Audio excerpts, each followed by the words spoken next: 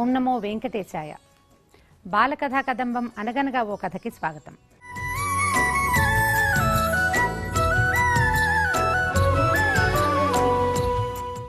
భారతీయ ఆర్ష సాంప్రదాయానికి పట్టుకొమ్మలు పురాణ ఇతిహాసాలు.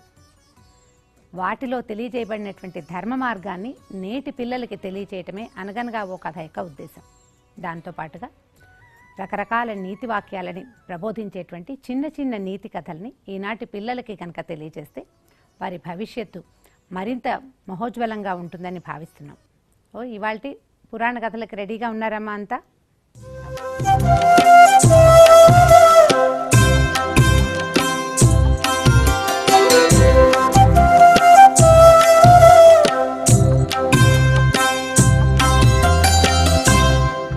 ఇవాళ ఒక కొత్త కథ చెప్పుకుందాం. ఏం కథ చెప్దాము? దిలీప మహారాజు కథ చెప్తాం. ఓకే, దిలీపుడు అని ఒక మహారాజు ఉండేవాడు, చాలా గొప్ప రాజు. అయితే ఈయనకి చాలా కాలం సంతానం కలగలేదు. సంతానం లేకపోయేసరికి ఆయన ఏం చేశాడట, ఏదైనా ఒక సమస్య వస్తే వాళ్ళ గురువుని అడిగి తెలుసుకునేవారు. పిల్లలు లేరు, పిల్లలు కలగట్లేదు, నా తర్వాత రాజ్యానికి ఒక రాజు కావాలి, రాజుగారి అబ్బాయే కదా రాజు అవుతాడు, అబ్బాయిలు లేకపోతే ఎట్లా? అందుకని తన భార్య అయిన సుదక్షిణని తీసుకుని తన గురువైన వశిష్ఠ మహర్షి దగ్గరికి వెళ్ళాడు. వెళ్తే వశిష్ఠ మహర్షికి చెప్పాడు, నాకు సంతానం లేదు, నా రాజ్యానికి రాజు లేడు, నన్ను ఏం చేయమంటావు అని. వశిష్ఠ మహర్షి కొంచెం ఆలోచించి ఏం చెప్పారంటే, అయ్యా, ఇదివరకు నువ్వు ఒకసారి స్వర్గానికి వెళ్ళి తిరిగి వస్తూ దారిలో కల్పవృక్షపు నీడన పడుకున్న కామధేనువుని చూసి నమస్కారం చేయకుండా వచ్చేసావు. ఆమెకి కష్టంతో వచ్చింది, వీడు సంతానార్థి, పిల్లలు కలగవలసిన వాడు, నేను పిల్లలతో కలిసి కూర్చుని ఉంటే నన్ను చూడలేదని ఆమెకు కోపం వచ్చింది. ఆ కోపానికి ఫలితమే నీకు సంతానం కలగలేదు. అయితే ప్రస్తుతం కామధేనువు పాతాళంలో ఉంది, అక్కడ ఏదో యజ్ఞం జరుగుతూ ఉంటే. అయితే కామధేను యొక్క కుమార్తె అయిన నందిని మన ఆశ్రమంలోనే నా దగ్గర ఉంది. నువ్వేం చేస్తావంటే, నువ్వు నీ భార్య కలిసి ఈ నందినిని సేవించండి. నందిని అనే ఒక ఆవుకి ఒక దూడ కూడా ఉంది. ఈ ఆవుని సేవించు, ఈమె సంతోషిస్తే వీళ్ళమ్మకి కోపం తగ్గుతుంది, తద్వారా నీకు సంతానం కలుగుతుంది అని చెప్పారు. సరే అని రాజుగారు ఇంకా ఇంటికి అక్కడే ఉండిపోయాడు. ఆయన భార్య ఇద్దరు ఆ వశిష్ఠాశ్రమంలోనే ఒక చిన్న పర్ణశాలలో ఉంటూ రోజు ఈ ఆవుని సేవించేవారు. పొద్దున్నే ఆవిడ ఏం చేసేది, ఓ పళ్ళెంతో పువ్వులు, పసుపు, కుంకుమ తెచ్చి ఆవుకి పూజ చేసేది. దూడని ఇంటి దగ్గర అట్టపెట్టి ఆవుని అడవిలోకి తీసుకెళ్ళేవాడు. తీసుకెళ్తే ఆవు అటు ఇటు తిరిగి గడ్డి వేసేది, ఎక్కడైనా మంచినీళ్ళు కావాలంటే తాగేది. వెనకాల వెళ్ళి సాయంకాలం మళ్ళీ ఆవుని ఇంటికి తీసుకొచ్చేవాడు. ఆయన ఎంత శ్రద్ధగా ఆవుని సేవించాడంటే, ఆ గోసేవ ఎట్లా చేశాడంటే, ఆవు కూర్చుంటే కూర్చునేవాడు, ఆవు నిలబడితే నిలబడేవాడు, ఆవు నడిస్తే ఆవు వెనకాల నడిచేవాడు, ఆమెను అదిలించేవాడు కాదు, కొట్టేవాడు కాదు, కేకలేసేవాడు కాదు. ఆమె ఇష్టం అంతా ఆవుదే ఇష్టం. ఆవు ఏం చేస్తే ఈయన అది చేసేవాడు అనమాట. ప్రతిరోజు సాయంకాలం మళ్ళీ ఇంటికి తీసుకురాగానే ఈవిడ సుదక్షిణాదేవి ఏం చేసేది, ఆవుకి పూజ చేసేది. ఆవు దూడ దగ్గరికి వెళ్ళిపోయేది, దూడ పాలు తాగేది, రాత్రి అక్కడే ఉండేవాళ్ళు. మళ్ళీ మర్నాడు పొద్దున మళ్ళీ ఆవును తీసుకుని బయలుదేరి ఈయన అడవిలోకి తీసుకొచ్చేవాడు. ఇట్లా 21 రోజుల పాటు రాజు రాణి ఇద్దరు ఆ అడవిలోనే, ఆ ఋష్యాశ్రమంలోనే ఉండిపోయి గోసేవ చేశారు. ఈ సేవ చేసిన 21 రోజుల తర్వాత ఒకనాడు ఏమైందంటే, ఈ నందిని, ఆవు పేరు నందిని, ఆవిడ ఏం చేసింది, ఈ మన అడవిలోకి వెళ్ళాక ఒక దుర్గమంగా, అంటే ఒక బిలంలాగా ఉంది, ఒక గుహలాగా కనపడుతున్న ఒక మార్గం వైపుకి దారి తీసింది. ఇతనికి ఏం అలవాటు, ఆవు ఎటు వెళ్తే అటు వెళ్ళనిస్తాడు, అదిలించాడు, ఆమె తిరిగి వస్తుంది అంతే. అలా అని ఆమె వెనకాలే వెళ్ళాడు. ఆ బిల మార్గంలోకి వెళ్ళేసరికల్లా అక్కడి నుంచి ఒక పెద్ద సింహం బ్రహ్మాండంగా గర్జించి ఈ ఆవు మీదకి దూకేసరికల్లా రాజు ధనుర్బాణాలు పట్టుకుని వెళ్ళాడు. ఆవుని రక్షించడానికి కదా వెళ్ళింది, ఆయన భుజానికి ధనుస్తుంది, బాణాలు అమ్ముల పొది కూడా ఉంది. ఎప్పుడైతే ఈ సింహం ఆవు మీదకి దూకిందో ఆవు బెదిరిపోయింది, నందినిదేవి బెదిరిపోయింది. బెదిరేసరికల్లా ఈయన ఏం చేశాడు, బాణాలు తీసి కొట్టబోయేసరికల్లా ఈ బాణం లాగాడు, కానీ అట్లా బిగిసిపోయాడు. బాణం పడల, ఏమీ చేయలేకపోయాడనమాట. కళ్ళు మాత్రం చూస్తున్నాయి, మెదడు పనిచేస్తోంది, చేతులు కాళ్ళు పనిచేయట్లా, చిత్రిత ప్రతిమలాగా ఉండిపోయాడు. ఒక బొమ్మ వేస్తే బొమ్మ ఎలా ఉంటుంది అట్లా ఉండిపోయాడు రాజు. ఉండిపోయేసరికల్లా ఆయనకి చాలా భయం వేసింది, బాధ వచ్చేసింది. ఆవుని ఏదైనా చేసేసినేమో సింహాన్ని బతిమలాడాడు. వదిలిపెట్టేసి ఆవుని ఏం చెయ్యొద్దు, ఈ ఆవుని రక్షించడం నా తాలూకు బృహత్తర కార్యక్రమం, నేను దానికోసమే ఇక్కడ ఉన్నానమ్మా, నన్ను వదిలేసేయి అన్నాడు. అనేసరికి సింహం పక్కపక్క నవ్వింది. అసలు నువ్వు నన్ను ఏమీ చేయలేవు, నేనే మామూలు సింహాన్ని అనుకుంటున్నావా, నేను మామూలు సింహాన్ని కాను, నేను కైలాసంలో ఉంటాను శివుడి దగ్గర. పైగా శివుడు నంది మీద ఎక్కాలంటే కింద ఒక పీట మీద ఎక్కి నంది మీద ఎక్కాలి కదా. ఆ పీటని నేను నా మీద కాలేసి శివుడు నంది మీదకి ఎక్కుతాడు. ఏదైనా ఎత్తుండాలి కదా స్టూలు, ఆ స్టూల్ ఈ సింహంట. నేను ఆ స్టూల్ని నేను మామూలు సింహాన్ని అనుకుంటున్నావేమో, నువ్వు నన్ను ఏం చేయలేవు, నీ ధనుర్బాణాలు నా మీద పనిచేయవు. ఒకటి. రెండోది, ఇక్కడ ఒక పెద్ద దేవదారు వృక్షం ఉంది. పార్వతీదేవి చాలా ముద్దుగా పెంచుకుందట ఆ చెట్టుని. మనం కూడా మొక్కలు పెంచుకుంటాం కదా. పార్వతీదేవి ఒక దేవదారు వృక్షాన్ని పెంచింది. ఆ వృక్షాన్ని ఎవ్వరూ ముట్టుకోకుండా నేను కాపలా ఉన్నాను ఇక్కడ. కుంభోదరుడు నా పేరు. నేను ఇక్కడ కాపలా ఉన్నాను. ఇక్కడికి ఎవరు వస్తే వాళ్ళు నా ఆహారం. శివుడు నాకు ఆజ్ఞ ఇచ్చాడు, నేను ఇక్కడే ఉండాలి. మామూలుగా సింహాలు ఏం చేస్తాయి, అడవంతా తిరుగుతాయి, ఎక్కడ ఆహారం దొరికితే అక్కడికి పరిగెడతాయి. కానీ నేను పరిగెత్తను, నేను ఇక్కడ ఉండాలి, ఈ చెట్టుని కాపాడాలి. నేను ఇక్కడ ఉన్నాను కాబట్టి ఈ ప్రాంతానికి ఏ జంతువు వస్తే ఎవరు వస్తే వాళ్ళని నాకు ఆహారంగా శివుడే ఆజ్ఞ ఇచ్చాడు. ఆవు వచ్చింది, అది నా ఆహారం.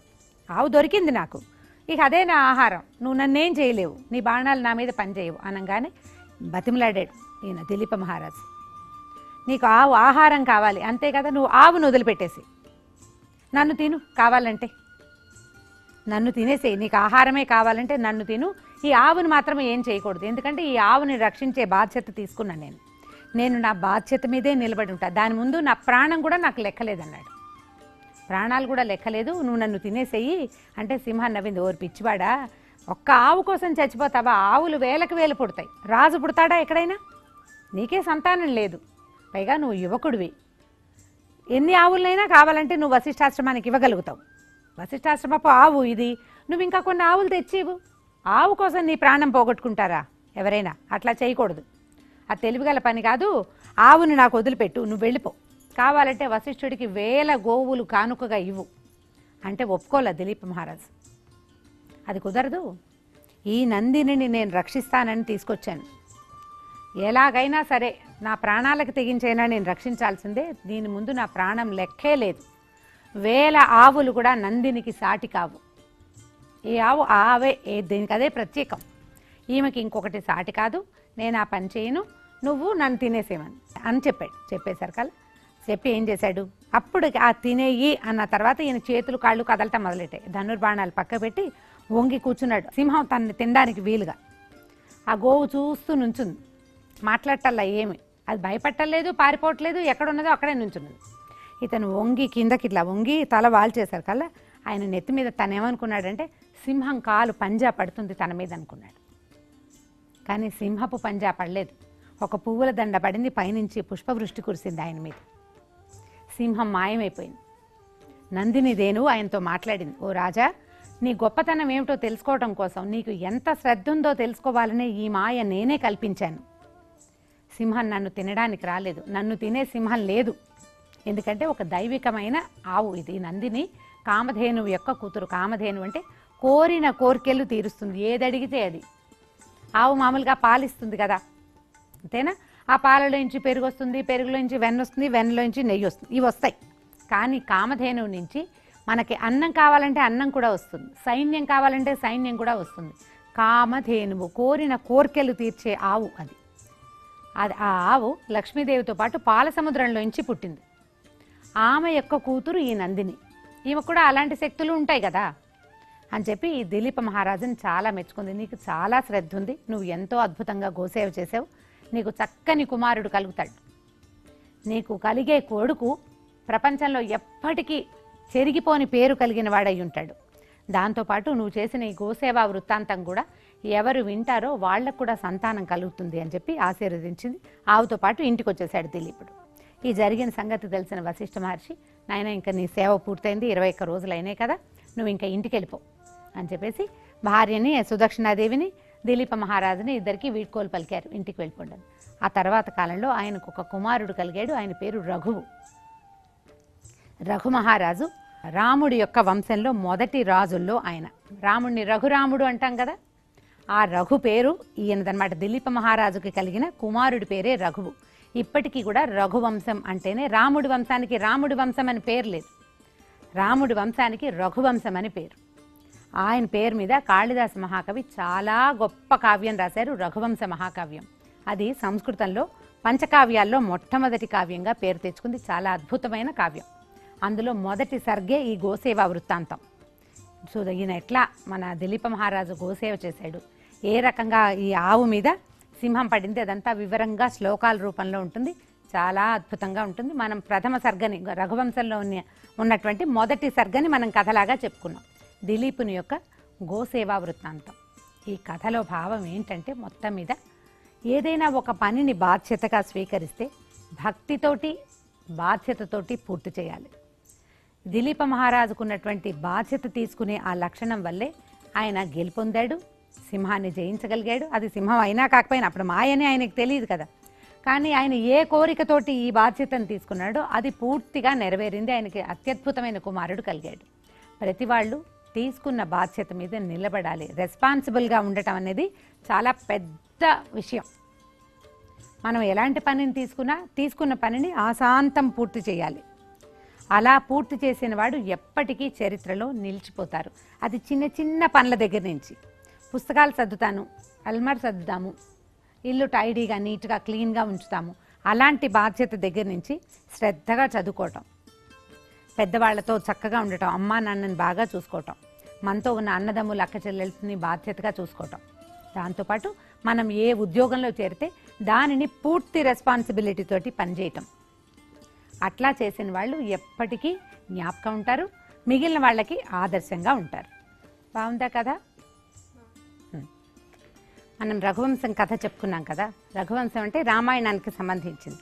ఎవరైనా రాముడికి సంబంధించిన పద్యాలు శ్లోకాలు వచ్చిన వాళ్ళు ఉన్నారా పిల్లలు? రైజ్ యువర్ హ్యాండ్, చేయొద్దండి. ఓకే, నువ్వు పాడమ్మా. ఏం పాట పాడతావు? నేను ఏకశ్లోకి రామాయణం. ఏకశ్లోకి రామాయణం పాడు.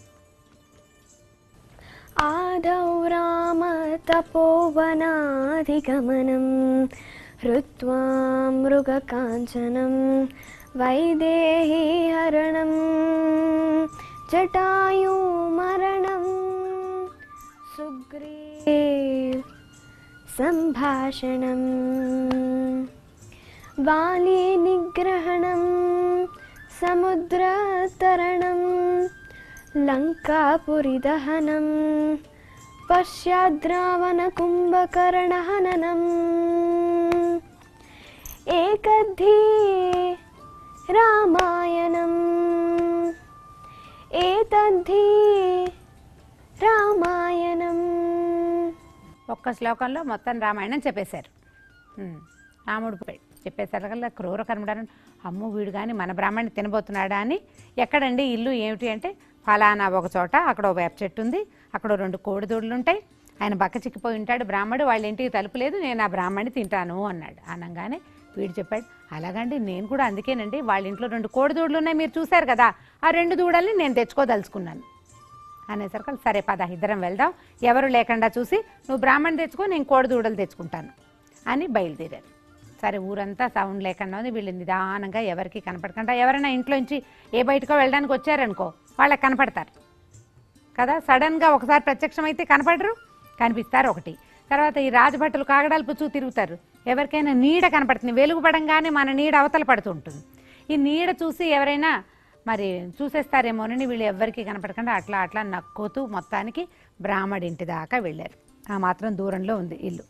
ఉండేసరికల్లా రాక్షసుడు అన్నాడు, ఒరే అబ్బాయి నువ్వు ఇక్కడే ఉండు, నేను పోయి బ్రాహ్మణ్ తెచ్చు తినేస్తా, అప్పుడు నువ్వు కోడిదూడలు తీసుకెళ్ళు అనగానే, అమ్మ బాబాయ్ అలా కుదరదండి, మీరు బ్రాహ్మణ్ణి పట్టుకోగానే ఆయన కేకలు పెడతాడు, భయంతో అరుస్తాడు కదా. అరిచేసరికల్ చుట్టుపక్కల వాళ్ళంతా వచ్చేసారంటే మీ పని అయిపోతుంది, మీరు బ్రాహ్మణ్ణి తినేస్తారు, నా కోడిదూడల పని ఇక్కడే ఉండిపోతుందండి, ఆ దూడలను ఎవరైనా తీసుకుపోతారు, కాబట్టి కుదరదండి, ముందు నేనే తీసుకెళ్తాను అన్నాడు. నేను దూడలను తీసుకెళ్ళిపోయాక అప్పుడు మీరు తినండి అన్నాడు. అనేసరికల్లా రాక్షసుడు అన్నాడు, అవురా నువ్వు చూస్తే భూమికి ఇంతే ఉన్నావు, నేను ఇంత పెద్దవాడిని, ఫస్ట్ ఫుడ్ నాది, నేను ముందు తినాలి కదా, నీకు ఓ కోడల సంగతి పక్క పెట్టు, వాటి సంగతి నాకు అనవసరం, నేను తినేయటమే. వీడు ఒప్పుకోలేదు, నువ్వు ముందు నేను ముందు, నువ్వు ముందు నేను ముందని చెడామడా పొట్లాడుకున్నారు ఇద్దరు. మొదట మామూలుగా రహస్యం కాదండి అని గుసగుసలాడారు, ఎవరికి వినపడకూడదని. వాదన పెరిగేసరికల్లా గుసగుసలాడడం మర్చిపోతాం, ముందు చిన్న సౌండ్లో మొదలు పెడతాము, కోపం వచ్చేసరికి సౌండ్ పెరిగిపోతుంది, శబ్దం ఎక్కువైపోతుంది. అక్కడి నుంచి బ్రహ్మరాక్షసుడు పెద్ద ఊరు వినట్టు ఉంటుంది వాడి గొంతు. దొంగ కూడా యథాశక్తి గట్టిగానే అరుస్తున్నాడు, వాడు ఊరుకోటల్లా.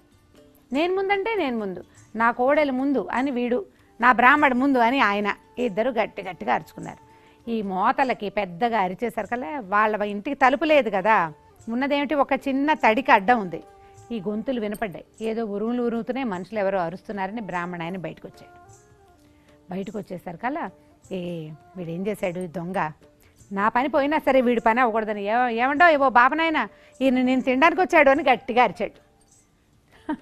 అరిచేసరికి ఇది కంగారు పడ్డాడు. చూస్తే పక్కన వాడు ఎవడో భారీ కాయుడు, వాడికి పళ్ళు గిళ్ళు బ్రహ్మాండంగా ఉన్నాయి, గీత పొదలాగా జుట్టు, మనిషి అతికాయుడు, చాలా పెద్ద శరీరం. అమ్మో ఇంకేముంది అని అనుకుని భయపడే లోపల ఆ బ్రహ్మరాక్షసుడు గట్టిగా అరిచాడనమాట. నిన్ను తినడానికి నేను రావటం ఏమిటి, అది పక్కకు పెట్టు, వీడిని కోడిదూడలు దొంగతనానికి వచ్చాడని వాడు గట్టిగా అరిచాడు. ఆ ఉరినట్టు పెద్ద సౌండ్ వినపడేసరికి పక్క ఇళ్ళ వాళ్ళంతా కూడా లేచారు, ఎవరో ఏదో ఉరుము వస్తుంది. అందరూ అక్కడి నుంచి వాళ్ళు వీళ్ళు వచ్చే లోపల ఈ బ్రాహ్మణ ఆయన ఏం చేశాడు, ఆయనకి మంచి మంత్రాలు శ్లోకాలు బాగా వచ్చు. అమ్మవారి దుర్గా అష్టోత్తరం చదవటం మొదలుపెట్టాడు. దుర్గా నామధేయం వినంగానే బ్రహ్మరాక్షసుడు పరిగెడతాడు. అక్కడి నుంచి గీతలను ఎక్కడ కట్టేశారో అక్కడ ఒక చిన్న కర్ర ఉంది, ఆ కర్ర పుచ్చుకుని దొంగ వెంటపడ్డాడు. ఆయన మంత్రపఠనంతో బ్రహ్మరాక్షసుడిని కర్రని తిప్పి ఈ దొంగని ఇద్దరిని తరిమి కొట్టేశాడు. ఇద్దరు పారిపోయారు. ఈ నామయ్యని ఇంటి మళ్ళీ వెనక్కి వచ్చి తన కోడలు సేఫ్గా ఉన్నాయని చూసుకుని వెళ్ళి పడుకున్నాడు. పారిపోయిన వాళ్ళిద్దరు అయ్యో ఎవరో ఒకరిని చేసుకొని ఇస్తే బాగుండేది, ఆయన బ్రాహ్మణ్ణి నోరు తెరవకుండా చేసేవాడేమో, అనవసరంగా అడ్డం పడ్డాను, నా కోడదూడలు పోయినాయని దొంగ, 6 రోజులైంది తిండి తిని నా ఆహారం పోయిందని బ్రహ్మరాక్షసుడు సణుక్కుంటూ ఎవరి దారిన వాళ్ళు వాళ్ళ సొంత ప్లేసులకు వెళ్ళిపోయారు. అయిపోయింది కథ. బ్రాహ్మడు కోడదూడలు సేఫ్. దొంగతనానికి వచ్చినవాడు చంపడానికి వచ్చినవాడు ఇద్దరు హతాశులైపోయి మళ్ళీ వెనక్కి వెళ్ళిపోయారు. వాడికి తిండి లేదు, వీడికి ఆహారం లేదు, అంతే కదా. కోడదూడలు పట్టుకెళ్తే డబ్బులు వచ్చేవి. ఇద్దరు ఎవరి దారిని వాళ్ళు పోయారు. ఏమిటి కథలో నీతి, ఇద్దరు కలిసి పనిచేయదలుచుకున్నప్పుడు కొట్లాడుకోకూడదు. నేను ముందంటే నేను ముందు అనకూడదు. అహమహమిక అంటారు దాన్ని. నేనంటే నేను, నేనంటే నేను. ఇప్పుడు ఎవరో ఒకరిని పక్కవాడిని చేయనిచ్చామనుకో, ఈ పనైనా అవుతుంది, కనీసం ఒకటి పనైనా ఏది. ఇప్పుడు ఇద్దరి పని చెడిపోయింది కదా. ఎవరితోటైనా కలిసి భాగస్వామ్యంగా పనిచేసేటప్పుడు, ఇప్పుడు ఇద్దరికి ఒకే ఒక ప్రాజెక్ట్ ఇచ్చారనుకోండి, ఏం చేస్తారు, టీమ్ వర్క్ చేస్తారు. చాలా మంచి పదం, ఇప్పుడు మన ప్రస్తుతం ఉపయోగపడే పదం ఇది. ఇవాళది కాదు, పురాతన కాలం నుంచి ఉంది. టీమ్ వర్క్గా పనిచేస్తే ఇప్పుడు దుష్టమైన పని, అదేం మంచి పని కాదు. ఒకరిని తింటము, వాడి ఆవుల్ని ఎత్తుకుపోవటము మంచిది కాదు. అయినప్పటికీ అలాంటిదైనా సరే కలిసి పనిచేయాలి. కలిసి పని చేయకపోతే ఇలాగే భగ్నం అయిపోతుంది. కాబట్టి ఏ పనైనా ఎవరితోటైనా కలిసి చేసేటప్పుడు ఏం చేయాలి, ఒకే వస్తువు ఉంటే లెట్స్ టేక్ టర్న్స్ అనుకోవాలి. మన ఇద్దరం టర్న్ తీసుకుందాం, ముందు నువ్వు ఆడుకో తర్వాత నేను ఆడుకుంటా, ముందు నువ్వు కాసేపు చదువుకో తర్వాత నేను చదువుకుంటా, లేదా ముందు నాకేమో తర్వాత నీకు ఇస్తా, ఇలా మాట్లాడాలి ఒకటి. లేదా ఇద్దరము సైమల్టేనియస్గా ఒకేసారి పని చేయాలి. అంతేగాని నేను ముందంటే నేను ముందని పుస్తకం లాక్కున్నాం అనుకోండి, బుక్కు చేరిపోతుంది కదా. అలాంటి పనులు చేయకూడదని చెప్పడానికి ఇది పంచతంత్రంలో చెప్పబడింది చిన్న కథ. బాగుందా కదా? సరే, ఇప్పుడు ఎవరికి ఏమేమి అర్థమైనాయో ఇందులో నేను చాలా వివరంగా చెప్పేసా కదా. అయినా కూడా మీకేదో ఒకటి అర్థం అవ్వాలి ప్రత్యేకంగా. ఎవరికి అర్థమైందో ఈ చేతులు ఎత్తండి, ముందు చూద్దాం. ఏం అర్థమైంది, అసలు అర్థమైందా లేదా? తలలు ఊగుతున్నాయి, చేతులు లేవట్లేదు. ఎవరు చెప్తారు? ఓకే. ఎప్పుడు కొట్లాడకూడదు, ఎప్పుడు టీం వర్క్తోనే పని చేయాలి. కలిసి పని చేస్తేనే పని సక్సెస్ఫుల్గా అవుతుంది. Very good. ఏ పనైనా అందరూ కలిసి చేస్తేనే. ఇద్దరైతే ఇద్దరు, ఎప్పుడు చూడండి ఒకళ్ళు సింగిల్, ఇద్దరు అనగానే టీం కదా. ముగ్గురైతే గుంపు అయిపోతుంది. అయినా కూడా ఇంగ్లీష్లో టీమే కదా మనం అనేది. ఎప్పుడైనా కలిసి పనిచేసేటప్పుడు ఏ పనైనా మన పక్కనున్న వాళ్ళని కలుపుకొని పనిచేస్తేనే ఈ పని సరిగ్గా అవుతుంది. అది మంచిదైనా చెడ్డదైనా కూడా కలిసి పనిచేసేటప్పుడు కలిసి సరిగ్గా పనిచేయాలి. Very good. విన్నారు కదా ఈరోజు దిలీపుని గోసేవా వృత్తాంతం మరియు టీం వర్క్ అంటే కలిసి పనిచేసే విధానం లేకపోతే ఎట్లా ప్రయత్నం సానుకూలం కాదో ఆ 2 కథల్ని విన్నాం. మరిన్ని మంచి కథలతోటి వచ్చే భాగంలో కలుసుకుందాం. ఓం నమో వెంకటేశాయ.